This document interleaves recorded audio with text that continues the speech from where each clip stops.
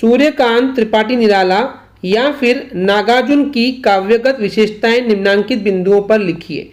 2 रचनाएं और 2 भाव पक्ष की विशेषताएं। तो इस क्वेश्चन का मतलब है यहाँ पे 2 कवियों के बारे में बताया गया है। पहला है सूर्यकांत त्रिपाठी निराला या फिर आपको नागार्जुन, हालांकि हम दोनों ही देखेंगे। तो दोनों की जो कविताएं हैं उनकी विशेषताएं, खास बातों को आपको बताना है। किन बिंदुओं पर? पहले तो इनकी 2 रचनाएं बताना है आपको और फिर इनके 2 भाव पक्ष की विशेषताएं आपको बताना है। तो चलिए 1 बाय 1 दोनों की इन विशेषताओं के ऊपर हम फोकस करते हैं और समझते हैं।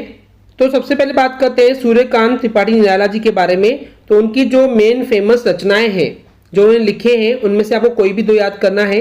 यहाँ पे 11 के 11 दी हुई मैं आपको बता देता हूँ। पहला है अनामिका, फिर है परिमल, गीतिका, तुलसीदास, अणिमा, बेला, आराधना, अपरा, गीत गूंज, कुकुरमुत्ता, नए पत्ते।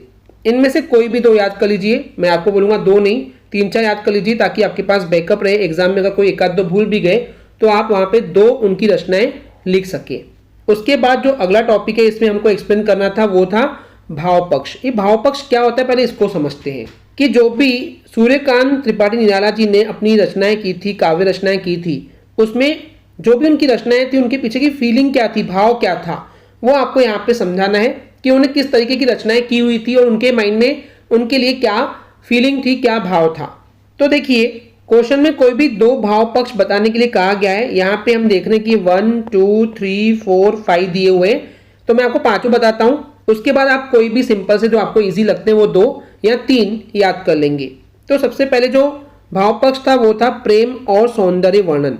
तो यहाँ पे क्या किए थे, जो निराला जी थे उनकी कविताओं में जनरली प्रेम और सौंदर्य, सौंदर्य यानी क्या होता है, सुंदरता के मोहक चित्र, मोहक यानी कि बहुत ही अट्रैक्टिव, बहुत ही शानदार चित्र आपको देखने को मिलते हैं। यहाँ पे चित्र का मतलब है कि उनकी कविताओं में प्रेम और सुंदरता को लेकर के बहुत ज्यादा उन्होंने कविताएं लिखी हुई है और उनका जो ये सौंदर्य वर्णन है वो बहुत ही ताजगी यानी कि एकदम फ्रेश, आकर्षण यानी कि अट्रैक्टिव और स्वच्छंद यानी कि एकदम क्लीन होता है, बहुत इजीली हमको समझ में आ जाता है। वहीं पे अगर हम सेकंड भाव पक्ष की बात करते हैं वो है प्रकृति चित्रण। प्रकृति यानी कि नेचर के बारे में बहुत ही शानदार इन्होंने कविताएं लिखी हुई है। तो जो निराला जी हैं उन्होंने प्रकृति के सजीव चित्र अंकित किए। सजीव यानी कि ऐसा उन्होंने प्रकृति को एक्सप्लेन किया है अपने कविताओं में कि हमको लगता है कि हम वहीं पे खड़े हैं और हमारे सामने चारों तरफ प्रकृति और नेचर जिसकी बात की जा रही है वो हमारे आसपास ही है और हम उसको एकदम सजीव यानी कि लाइव देख पा रहे हैं, जैसे कि वो जिंदा है सही में। तो ये जो उनका प्रकृति वर्णन है, जिस तरीके से वो एक्सप्लेन करते हैं सब चीजें, ये बहुत ही अत्यंत यानी कि बहुत ज्यादा मधुर यानी मीठी और हृदय स्पर्शी यानी कि दिल को छू लेने वाली होती है। नेक्स्ट भाव पक्ष है भक्ति एवं दर्शन।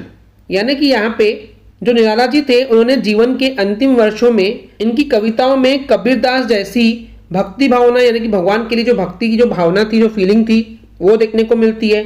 लोक कल्याण, लोक यानी कि समाज या दुनिया, तो दुनिया के कल्याण के बारे में यहाँ पे इन्होंने बताया थे। इसके अलावा रहस्यवाद का स्वर विद्यमान है, यानी कि जो रहस्यवाद है, यानी बहुत सारी रहस्यमयी वाली बातें उन्होंने अपनी कविताओं में बताए थे और उनकी ये स्वर यानी कि आवाज जो है हमको देखने को इनकी कविताओं में मिलती है।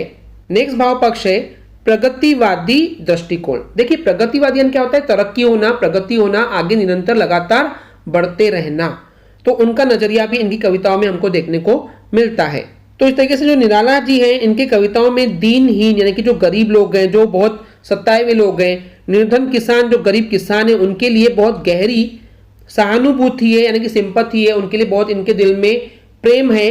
ये उनकी तरक्की चाहते हैं, प्रगति चाहते हैं। और ये किन कविताओं में बताया गया है प्रगतिवादी दृष्टिकोण, तो कुकुरमुत्ता हो गया, तोड़ती पत्थर, दीन, इन कविताओं में इस चीज की पुष्टि होती है, हमको सबूत देखने को मिलते हैं कि वो प्रगतिवादी दृष्टिकोण रखते थे, अपना नजरिया रखते थे। जो लास्ट भाव पक्ष है वो है राष्ट्रीयता। राष्ट्रीयता यानी कि राष्ट्र यानी कि जो देश होती है उसके लिए इनके अंदर आत्मीयता थी, उनके लिए देश के लिए बहुत प्रेम था, ये होता है राष्ट्रीयता। तो निराला जी की जो कविताएं हैं उसमें देश प्रेम यानी कि देश के लिए प्यार और राष्ट्रीयता की भावना से भरपूर देखने को मिलते हैं। परिपूर्ण यानी कि भरपूर उनकी ये फीलिंग थी कविताओं के अंदर कि वो देश को बहुत प्यार करते थे और उनकी कविताओं में जो राष्ट्रीय प्रेम है उससे ओज जो है वो उमड़ कर आ जाता है। ओज यानी कि उत्साह, जोश जो है वो हमारे अंदर भर करके आ जाता है। तो इन 5 भाव पक्ष में से कोई भी 2 या 3 आपको याद करना चाहिए एग्जाम के लिए, that will be enough. I hope आपको क्लियर हो गया होगा अगर आपको हमारी वीडियो से कुछ भी सीखने मिला या नॉलेज मिला तो प्लीज हमारे चैनल को सब्सक्राइब कीजिए एंड वीडियो को लाइक जरूर करें। आज के लिए इतना ही। Thank you.